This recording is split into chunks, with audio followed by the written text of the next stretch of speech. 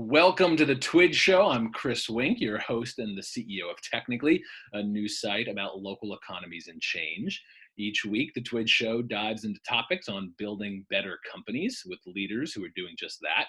We're an extension of Technically's This Week in Jobs newsletter, which you can join at Technically Subscribe. Today, we're talking about a growth mindset and how you maintain that in a recession, using scary language here. I'm joined by Rick Nucci. He's the CEO and co-founder of Guru, a knowledge management system. Last week, they announced a $30 million Series C, bringing their total outside financing to more than $70 million. In November 2010, Dell announced it acquired the firm Nucci founded before this, Boomi, which serves as that hardware giant's cloud services foundation. Guru's team of 160 is distributed between Philadelphia and San Francisco with some remote staff. I also have Jake Xu, a longtime technology executive who was named in January 2017 the CEO of Catalyte. That company has raised approximately $55 million in outside financing for its Odyssey workforce development platform, which uses AI to find, train, and employ software developers regardless of background. They have a team of around 700 in 6 development centers, including Baltimore and Seattle, in addition to several remote hubs. Rick, Jake, thank you for being here. I want you guys to say hi, but for the inevitable haters who are going to say growth mindset is such startup bullshit, Rick and Jake, does growth mindset actually mean something to you, and is it more than startup bullshit? Yeah. I don't think it's startup bullshit. I think it uses a lot of words, though, that people roll their eyes at, maybe. But I think it's something we're thinking a lot about right now at Guru. And I think, at least how I think about it, or what resonates with me, is when you're hit with really hard, challenging new things, how do you react to that? Do you go, I'm not good enough, or you sort of dip below the line and start victiming or villaining, or do you go, this is an opportunity to learn something new? And I think that concept just really connects with me, and I think is something I've encouraged our team to think about and approach what's happening right now. But I think has much more longer term implications than what's happening right now. Jake, growth mindset, startup bullshit, or mean something to you? No, it actually means a lot to us. I mean, it's actually one of the core pillars in our technology, right? So one of the things that we actually do look for, with our AI platform is actually identifying people who actually have this. And so we have a very specific definition of growth mindset, which is individual's ability to use new knowledge, acquire new knowledge and new information, and apply it to what they're doing. And grow from it, right? So what we want to, one of the things that we measure is when, as a person acquires new information or new knowledge and they apply it to what they're doing, does that work improve, right? Does the productivity improve, the velocity improve, does quality improve? So it's very much a core tenet of actually, our AI discovery process and actually our whole training process. So it's one of the core behaviors that we actually look to embed and train in the flow of the work with the people that come through the Catalyte program. So we're sitting in April 2020. Who knows how much this will age in the coming months, whether we'll be watching this from our bunkers or whether we'll be back to some semblance of normalcy. I thought economic growth just happened forever. We've been, 10 plus years in pretty sustained economic growth. Both of you guys have lived through other downturns professionally. Maybe first, could you paint me the picture? Like, when did you guys first say, okay, this is not like the 2016 or the December 2018 little bubble, this is a thing? When did you guys, or how did you guys first message to your team, okay, this is going to be something a little bit more? Can you maybe paint me a picture of how you first message that to your teams? I remember very clearly both of those things. My personal moment, I really struggle with trying to take public signals to make decisions. Public signals might being like varying news sources with this particular situation, because I feel like we there's just a lot of conflicting stuff going on. But I started to get some insights from people who I greatly respect, who were talking about work going on at, large nonprofit organizations that were doing like real planning work for this situation. And I started to hear what they were doing, and I was like, oh shit, like, okay, this definitely seems like a real thing. And so that was my moment. And I remember sitting, this was like, a couple weeks before people were closing offices and things. So sort of like late February-ish. I remember sitting down with my wife and my 11 and 13-year-old and telling and explaining to those two, because I feel like they were of the age where they would sort of get it and be like, this is going to be a real thing. Like, girls, like, you're reading this stuff, you're hearing about this weird, coronavirus thing. Like this is going to be a real thing, and this is going to be something we want to be ready for. And they sort of like nodded, and they've sort of, I think, handled it really well. And then with our team, it really was when we announced that the office was closing. And we closed our office. I forget the exact day. It was early March. It was a little bit before everything was kind of closing, but it was definitely like when everybody was kind of doing it. And then, like, I think the first thing we did is like, oh man, we need to be talking to our team a lot more. So we've done monthly town halls. We switched that to twice a month. And then every week, basically, we're either talking to all of our people managers or our company, more broadly, and sat down and had the message. And it was like, and I could certainly chat more about the things we did and changes we made, but it was basically like, all right, this is like happening, and here's what Guru's doing about it right now. And like, we were also steeped in that round that we announced a couple days ago, and that was kind of going on too, but it certainly wasn't done yet. But yeah, that was kind of all the things happening at that time. Hmm. Yeah, for us, I mean, yeah, for us, I think I was, I still have a lot of friends and family. I even have some businesses and investments in Asia. So when this stuff was going down in China, Hong Kong, Taiwan, and Korea, I already so I had a little bit of preview. So I didn't have any of those sort of stockpiling issues, right? Because I was, even back in January, I was already starting to gear up a bit. But I'd say that, as a company, it didn't really become real until probably end of February. And so at the end of February, we started quietly drawing up some plans on contingency planning. And just like, if we had to go to remote, if we had to sort of, change the way that we delivered our services. And so I remember the exact date. So Friday the 13th, that's when it became real. That was a day where, okay, we got a preview that, okay, Maryland is going to start shutting down and start people working from home the following week. So that was a day I remember we turned off the lights and went home and cut over that day. And that weekend was a bumpy one. Do you guys, is there a language, or like all the metaphors now are batten down the hatches, get low, get down, all those metaphors, all those images run very counter to the growth mindset of risk and out. And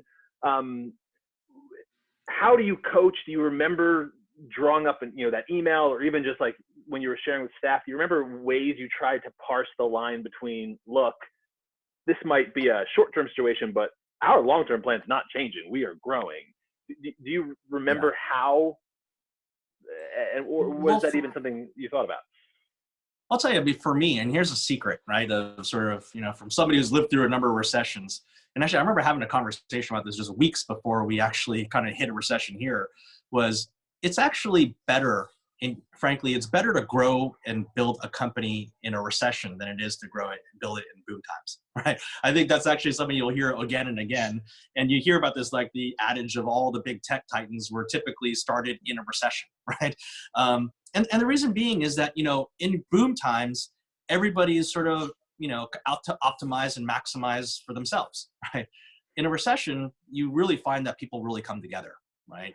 People really sort of pull together, and they actually start to, and so we actually, when we started making some of these announcements, right, in terms of just preemptively, sort of doing temporary, some salary cuts, things like that, we got very little pushback from anybody. In fact, I had employees say thank you, because it actually gave them a chance to feel like they were doing something, right, to help others, especially when you couch it as, hey, we've got to take these actions because we don't want to let people go, right? We don't want to lay people off. So to keep people here, we've got to take these actions. So we've been pretty sober about it, and we've been very transparent about sort of what are the challenges that we see. We've been sharing our revenue run rates and things like that with our all hands meetings. And so it gives everybody a chance to at least be connected to the actions that you have to take to make it through this. And so again, I think this idea of collective sacrifice and collective sort of sacrifice to help each other out, I think that's sort of a spirit that you can really activate in these, bad times. Mm. Yeah, that really resonates, Jake. I think everything you said there. I think our team, by and large, feels very fortunate that we did not have to do layoffs. I think that there was definitely a lot of anxiety, both wherever our teams are working, looking around their local communities and seeing what's happening, and then also hearing from customers we serve and like the tragic stories of those businesses where maybe they were in industries that were directly focused on in-person related things, events, for example, or travel, and sort of the instantaneous impact and wondering like, oh my gosh, what's going to happen? And I think, one of the things Jake said there, of the several I agreed with, was like the idea of like taking your team on the roller coaster with you. Like we have a company value called seek and share knowledge, and that sort of means transparency. And I've just sort of subscribed to that view as well. Like, people aren't dumb, and I think there's there's like zero startups in the world that have like the straight line growth curve. Everyone does these, and I think if you just are open with your team and take them through that,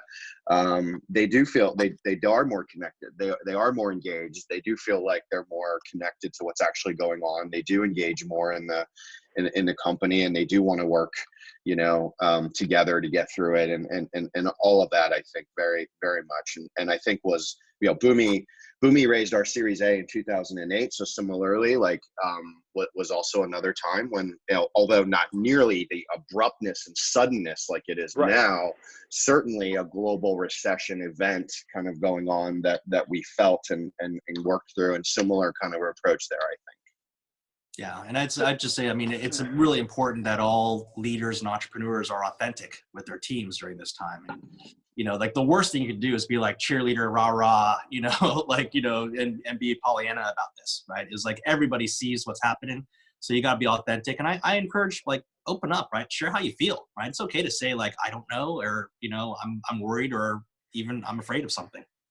Yeah. Yeah. Vulnerability. Totally. So yeah, that's so. Well, then let's keep on that vein. There's a spectrum between I'm sure there's a degree of you can go too far. Good Lord, the whole fires. Let me rephrase. We don't know right now if we're sitting in the beginning of what will be a decade-long depression. We also don't know if mastery of science positions us at like maybe choppy end of 2020, but we see a little bit of growth, and then in 2021 with the vaccine, we're through it. No one can know that. So I guess probably what I'm trying to get to is, what are those macroeconomic factors? Even if you raise your round, or you have your cash pile, and you as CEO can say, all right, actually I can weather some of this, that we can ignore some of those short-term waves. We can ignore that and say, we are going where our plan is.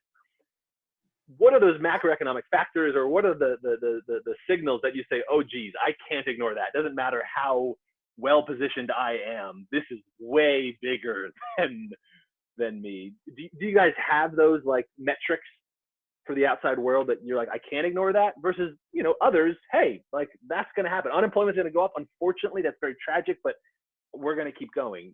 Are there ones that mean more to you or less, or something you think about? Well, how do you filter out the noise, I suppose? Yeah, it's a terrible question. For how me, do you filter out the noise?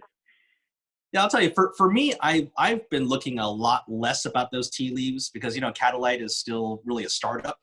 And, like the nature of being a startup, it's just like, let's accelerate our learning loops, right? It's like, you got to like continue to adapt. And, as a startup, the assumption is the future is going to look very different from the present, right? So that's just like the operating principle of being in a startup. So to some extent, I'm less concerned about big macroeconomic sort of movements and more focused on how quickly can we sense and respond and adapt to them. But I can tell you, like my old company, it was a much bigger company. I had 23,000 employees around the world. I'll tell you, like I was glued to like the TV set and to the Wall Street Journal and FT like every day, because a little currency swing in this country was like my entire profit margin, right? And things like that. So it's, so I became an armchair economist in my last company, and like every force, like, that was moving in the world was something that was an existential risk to us, right? So I think, to some extent, I feel a lot less stress, running a startup now. And it's not because of scale, it's just because we're used to change, and to some extent we want to surf these waves of change versus like have them those crash over us. That's interesting. Yeah, I would say like we haven't tried to be too. We've been very reactive to what's happened, but tried, like the tea leaf point Jake makes. So like I think the things we immediately did is we did a forecasting scenario that showed us growing, half as much as we would grow this year.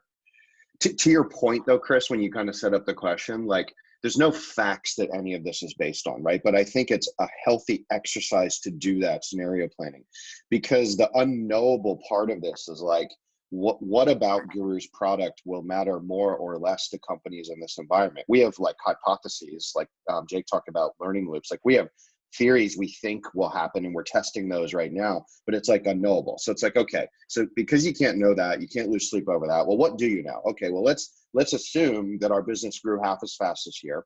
Let's assume that happened because more of our customers churned because they faced financial hardship. Newer customers were slower to come in and buy because they stopped spending money on technology, just broadly speaking. Existing customers slowed down their hiring. Guru's a seat-based pricing model. So, because you slow down hiring, you're adding less seats to Guru. Like, let's assume all those things happen. Cool, that's number one. All right. Number two, if that happened, how would that impact our cash flow and our how much like our OpEx in general? And let's set a goal for ourselves. Like for us, we said, let's set a 3-year operating model, not trying to forecast revenues out 3 years, because it's like purely academic, but forecast cash flow out 3 years, right? Like if we needed to weather something for 3 years, how could we do that? And we picked 3 years. It was like, okay, you could arguably say, oh, it was 18 months ish, SaaS, our kind of business recovered faster than others. And so, okay, let's do 3 years. Okay. Did that.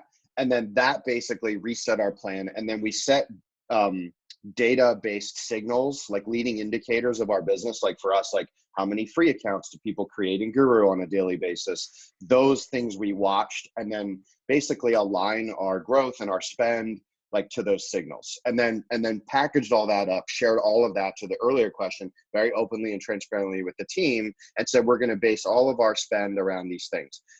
By the way, that could happen in Q2, or that could happen in 2022. Who knows, to your point, and it's unknowable. So we're just going to use a data-driven way to sort of reset our growth run rate. And I think that is a very just hopefully pragmatic way to do it, where we don't have to overly signal on external views or macro trends, which are just so hard to do, That's great. And that's so resonates even in our smaller 20-person example. I've done more scenario planning the last month than I've certainly done in the last 10 years of, update, all right, new information, best case, middle, worst case, all changed. I think, if you were to think about this almost like if you see this as an unfolding decision tree in your head, right? This probability tree is just, you have to set out the scenarios, but those probabilities are constantly changing, right, by the hour. And I think it's very telling right now. If you look at it in terms of the Fortune 500, nobody has put out any guidance for the year yet, right? And they have a few more economists than I do to even begin to do that. One reason that I wanted the two of you to talk about this topic is you both have in some form, you were active in both the .com bubble bursting and 2008, the Great Recession, as it were. So I want to turn a little bit to what is similar and what is different, knowing that right now we're still early in this. It's probably hard to really make that comparison. But what seems constant? So each of you, I want to turn to. Rick, one of my favorite stories from the Dell acquisition of Boomi was the story in Silicon Valley Press of how much Michael Dell was touting in 2010 that he was going to make this acquisition in this hot category of cloud, and then when this tiny scrappy company from the Philadelphia area that had only raised $4 million in venture was announced as the acquisition, there was, from like the Silicon Valley literati, there was like, who is that? And I love that story so much. I wonder what growth meant to you then, raising that 4 million Series A versus now, you as an individual, your company, even just the idea of tech companies growing outside of the Valley. Those are all much higher profile now than was 10 years ago. Does that change what growth means to you? What is similar? What is the same? What would take us back to maybe 2008 and how that contrasts with where you are right now? Yeah, so everybody thought it was going to be Rackspace. Yeah, that Dell acquired. This is all public stuff, and so when they thought that, Rackspace's share price shot up, and then they announced Boomi, and it went right back down again. Oh shit! Love that. Love that. And then that one article, it might be the one you're referring to, the Wired article came out, and the title of the article was something like Dell gets its internet mojo in Philadelphia ? And I just I love that, man, because it was just like, it's weird, we have internet access here in Philadelphia too. I know people think that this is a city run by Amish or something. I don't quite get it, but it was amazing. And then you fast forward to now, and you the Series C round is a great example of this, right? So Excel, venture firm, 37 years old, backed many of the best companies around: Facebook, Spotify, Slack, Atlassian, Dropbox, And one of the things you see when you read their blog posts is they intentionally look for companies in unexpected places. And they have, Atlassian in Sydney, and UiPath in Eastern Europe, and now Guru in Philadelphia, and it's an intentional part of their strategy, and I love that, and that really, I think, just resonated with me. I think just in general, you fast forward 10 years later, it went from Boomi Series A in 2008, where people are going it's an objection, Bob Mao, my partner, and I, it's an objection Bob and I had to overcome in every venture meeting, explaining why it's okay that we're in Philadelphia, almost apologizing for it, to now it's either we don't care, or when you talk to VCs, or it's actually a positive and refreshing and good. And I think that's fantastic. And I think that's one of the signals that actually has been a big boom for Philadelphia, and frankly, other cities that aren't quote unquote tech hubs. I think it just sort of matters less. I think in this world, it actually arguably completely goes away. And now you make decisions of where you live based purely on what the city offers you, almost personally and from a familiar perspective. So I think that's totally different. It made us totally think about growth in a very different way. Totally made us think about talent. We did both in Boomi and Guru the Philadelphia, San Francisco dual office strategy. I love it. I think it's fantastic. It's you take some of our recent leadership hires: Anne Ramundi, Jason Maynard, our VP product, Paul, our VP of engineering, who are all based in our San Francisco office, and all have built and scaled amazing companies like Zendesk and User Testing and SurveyMonkey and companies like that, that can bring those learnings to Guru, combined with the amazing talent that is latent here in Philadelphia that frankly a lot of people just don't realize is already here. It's like a really awesome combination that they kind of bring together, for sure. Jake, I know personally, having spoken to you about plenty, a lot of what Rick said resonates for you in a lot of communities, Baltimore being one of them. Yeah, absolutely. Yeah. No, I'd say this. I mean, what's different about this particular recession was just how quick and sudden it was. And just, how frankly, I mean, how flat-footed I think we were, like the country overall, like our country was caught in this, right? Especially given that, people probably could have seen it coming if they're just paying attention to what's going on in the rest of the world. But I'd say this is like, the lesson I've sort of drawn, the first time I hit a recession was at .com, right? And I think that was just pure panic, right? And you're sort of trying to just sort of trying to survive and trying to stay on above water through that. I think frankly by 2008, it gotten to the point where there's a little bit more calm. I think this time when this hit, I think it was more around, okay, our ambition should grow. Right. Like this change, let's be really sober about it. Like, let's know, like, we know there are things that we're gonna have to stop doing with this recession, but also there's a number of things that we should be accelerating and double downing on. Right. And there are whole new opportunities, whole new things that are opening up that you would never have thought like would have happened before. Right. So to a lot of extent, the market is kind of coming our way, right? So I think as we come out of this recession, we're feeling very ambitious about, if anything, what we're trying to do now is actually figure out how do we 100x, right, what we're doing as we come out of this, right? And so that sort of leads to a lot of other, different types of activities, right? So in my old recessions, I was just trying to survive, just trying to be quote unquote resilient and sort of, bounce back when it's done. Here, we're trying to be, and this is going to sound very academic, we're trying to be truly like anti-fragile, right? So how are we going to get better, right? This is actually a big opportunity, right? If we can kind of see through the devastation, let's see what the world's going to look like on the other end. And frankly, let's be that change that we want to see in this world, right? Let's start working towards that future, and let's start going through that motions and start doing it. And be ambitious about it versus sitting around and hoping for, like when the world gets back to normal. Because clearly the world's never getting back to normal. Yeah. Right. That's like, it's like the, Jake, yeah, like I felt like you were like basically saying like, let's swing ourselves from playing defense to playing offense. And I'm like really terrible with sports analogies, but I've gotten like our leadership team at Gurus had these same conversations. And I think to connect it back to like your opening question, Chris, when we talked about growth mindset, I think Jake just like articulated the growth mindset spirit in a genuine, very non-cheesy way of like, okay, what are the permanent changes? Like, forget now, right? Like we're like, think about like the inherent mistrust that employers have had holistically about letting teams work from home, right? Like, will they actually work? And now, like, you're forced to do it. Well, guess what? Like, wow, people are actually working. And holy shit, not only are they working while they're homeschooling their kids and they're still getting shit done.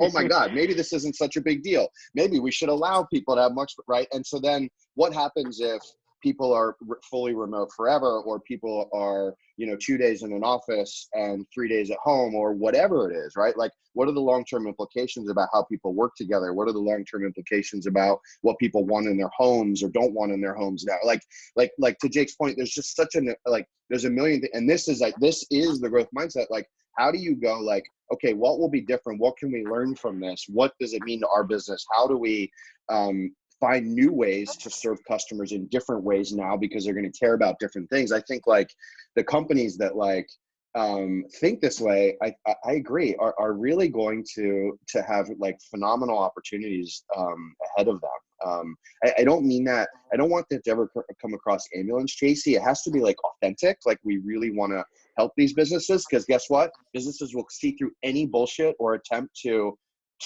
take something like this and profit off of it. So you got to show up genuine for sure. But I think the companies that can do that, it will be good, honestly. Well, it will create new opportunity. Absolutely. Rick, you just spent a big idea there that I'd love to pause for a second and dig into. And you're right, it goes back to that first question of what the hell even is growth mindset. On the news side, technically, when we report on this, we have a tension where we both deeply understand and push on and want to see ambition and as you're alluding to, when the world changes, that is a land grab opportunity. All of the metaphors we have though are so uncomfortable. Even that one has like really deeply rooted like negative connotations. So I wonder if you guys are thinking about that, about how you message that to your team. How do we both say, like, yes, we are more important now. We might get punched in the face here or there. That thing we were going to do might have to get dropped. This might have to change, but we are going this bigger mountain. Yeah, that's, how are you messaging that? Is it just reiterating those very sentences, or are there things that you guys find yourself doing to set the tone for your leadership team or your staff? Like, yeah, we very specifically just had this kind of exact conversation, and I think part of it, Chris, like, yeah, I think one way we've thought about it is to disconnect the crisis moment right now, which has to be humanity first, and we have a give first company value, and how are we helping, and what organizations can we give our product away to and help them, and that's a talk track at our company that our team stepped up for and has come up with awesome ideas, and we empower our team to execute on those ideas. And so like that, I think that happens, and that has to be a thing. Like, what is it about your company and what you do where you can be helpful to businesses and people right now? Like, what is that thing, right?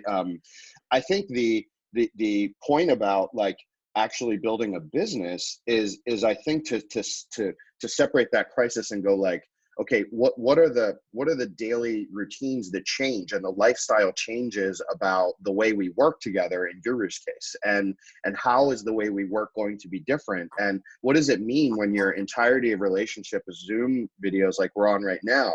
How do you communicate important news and updates and let your team know what's going on, or whatever the thing might be? It's looking at those attributes and those things, and I think it's completely fair and completely good and okay to do all of that, right? Because what you're really looking at is these are permanent changes. These are not things that are happening right now. We're like, man, we got to help people who are like in a bad financial state get through that. This is more of the category of like, what are the things that happen longer term that change, right? And I think having those two conversations separately is like one way we've approached it, where we're trying not to make like one profit because of the other, like that kind of stuff that I think starts to get a little bit shady, frankly. Jake, and we're coming up on time, but Jake, I look to you because you've been in that executive leadership position. You alluded to it, .com, Great Recession now. You were also, I mean, both cases, right? You were a different person, you were a different age, you were a different experience level in all of those. So you were different. Those downturns themselves were different. The companies you were doing that work at were different. Those are a lot of variables. But are there constants that you say, like, maintaining a growth mindset in a downturn always means this? This stuff might be a little bit different depending on the company, depending on the era, depending on whether it's a pandemic or a structural problem with risk. Do you have some of those that you hold? Yeah, look, I mean, I think empirically speaking, when I look back on those times, things were never as bad as we thought they were going to be. Like, it never, I mean, part of it is also like, we had done enough scenario planning where like it never kind of hit the true downside. Look, don't get me wrong, like we were impacted all the time, right, from recessions, but it never was the worst case scenario, right, for a company. So I think to that extent, I think there's sort of that sort of, I don't know, optimism or zen that you come into this crisis with. I think the second thing also is, quite frankly, I've been pretty open around just saying, I don't know what's going to happen, right? And a big part of this is actually, to the earlier question around like, how do you message this to employees? I mean, a big part of this has been having an ongoing dialogue with our employees. To some extent, my personal thesis about what's going to happen, what the world's going to look like, has been informed by sort of my first really, all the people at Catalyte are really the true early adopters, right? And I think where we're coming out of from this is ultimately, like, to use an old throwback term from the 90s, is, we as a whole humanity, as a society, have crossed a chasm into a whole other kind of world. And so we need to kind of have a better sense of sort of all those things that probably sounded radical before are potentially going mainstream, right? Things like remote work, right? In our world, when we talk about reskilling, right? So before this crisis, talking about, hey, I can help employers be able to sort of take people who might be having their jobs going away through automation and digital transformation. I can actually predictably, consistently turn them into the engineers that you need the most in the future. That seemed like kind of a radical sci-fi idea before coming into this. Now I can tell you through this crisis, like it's now we're getting calls from big employers saying, okay, what you guys said you could do, let's go do it, right? And so I think that there's a lot of things, right, that where I think, especially again for startups, especially for those companies in technology, I would lean towards the radical visions that you may have had right before coming into this crisis, and really be ambitious about it, right? This is the time to drive change. We all as a society have just gone through massive change, and there's obviously massive upheaval coming from it. But at the same time, I think these are the times when you can take those radical things that you were thinking about and make them mainstream, right? Because I think people are pretty receptive and open that the world is different. And if anything, I think I could tell you, like my parents who are in their 70s, have become like online gurus now, or have become like online, like they're, it's trained them for new digital behaviors I never thought they would have kind of learned, right? So I think there's just a ton of change coming out of here, and I think startups and are well positioned for that. That's wonderful. One last thing I want to put on you guys as we head out. If you have that other entrepreneur, that other just C-level person, someone your mentor, just a peer, someone who goes, I am getting my ass kicked. I am stressed. I am scared. I am strained, both personally, professionally. The business is getting walloped. You talking about growth mindset sounds fucking batshit insane. Like if that is the push you're getting, is there the first piece of advice, or the truest, or the most universal? Is there something that you would say that you would want anyone to start with if you're saying, how do I maintain a growth mindset in a recession? These guys are crazy. This world is fucked up. There's no growth mindset right now. What's the pushback on that? Or what the hell do you say? Take a break from work. Like that's such a hard thing. But you have to, like, if you obsess yourself, if there's one thing about startups, they are all consuming. It's the most dangerous thing, in my personal opinion, about starting companies, is they can consume your life, and you can become so focused on it to a point that is not healthy and not productive and not good for your mental well-being and your mental clarity. And I think some of what you're getting at, Chris, is that you've got to find your way, your technique to disconnect. It could be an hour or two. I'm not saying don't care about your company, but you have to have something that is disconnected so that your brain can reset and think with clarity. I think for your own mental health perspective, I think it's like really, really important. Putting you both on the spot, Jake, I'm going to say the same thing to you, so you get a warning. Rick, is that what is something that you use to disconnect, particularly right now in this version of the world? It's always been and remains to be music. The difference now, Chris, is I am combing through the internet, finding the way that musicians, like every other industry, is finding their version of resilience and doing live streaming events and different ways to engage with their audience. And some of it's cool, some of it's not working so well, but there's been some really cool ones. And so I always and continue to turn to that. That's fantastic. Jake, what's your one truest piece of advice to someone who's freaking out and saying, you're crazy, there is no growth mindset right now? Well, look, I mean, I think, first is you got to stop the panic. And a lot of times when people are panicking is because they're hoping that things will just get back to normal. And I think you got to be sober about realizing, what has changed, and stop doing those things. I mean, unfortunately, you're going to have to stop doing things that are not coming back. Right. Just hoping and wishing and, railing against the system to making, hoping things go back to normal. That's not productive. Right. And you got to first start there. Right. Obviously, like any startup, you got to have enough runway to be able to have the space to kind of have that growth mindset. I completely agree. If you're running out of cash, you don't really have the luxury to kind of have a growth mindset just yet. Right. Growth mindset, all it is, it's finding a path. right? Again, as I think of it as like, it's learning loops, right? Accelerate those learning loops as fast as you can, because you got to find a path through this, right? And again, I think what's different is there's lots of new paths that are emerging that people would not have thought were paths in the past, right? Like, and we've talked about some of these like on this call already. In terms of my true north, I mean, I have 4 kids, so I'll tell you, like, what's been a huge, crazy adjustment for me is like homeschooling 4 kids, and having 5 concurrent Zoom calls going on at 9:30 every morning, is driving me bananas. That's a great answer. Gentlemen, thank you so much. This has been fantastic. We were talking about maintaining a growth mindset in a recession here on the TWIJ Show. This will be running on Technically in addition to others. Each week we'll be discussing conversations around building better companies. Thank you, Rick. Thank you, Jake. Look at Guru, look at Catalyte, and we'll have a recap on Technically. Thanks, friends. Thanks, Awesome. Chris. Thank you.